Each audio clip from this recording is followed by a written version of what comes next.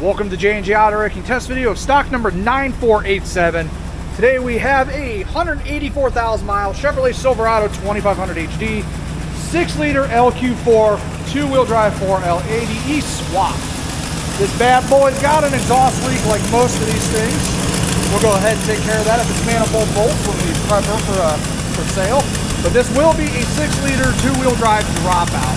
Cable driven, everything you'd ever want.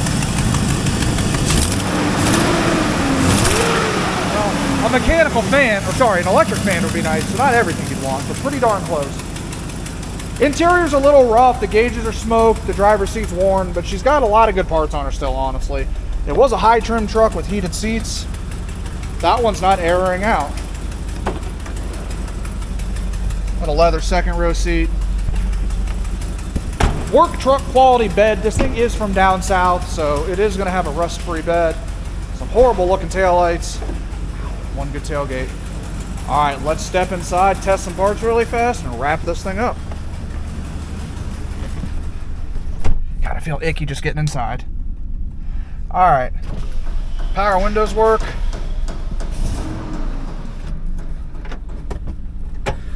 Oh, she got an ABS light on, that's always good. We got reverse. We got drive. All functioning as it should.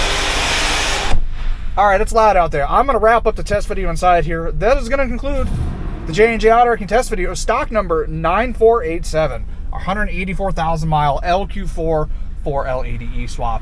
If you guys are looking for any of the parts you may have seen in this video, head on over to our website. There'll be a link in the description down below. I'm John at jandjautowrecking. Save the GMT800s. Thanks for watching.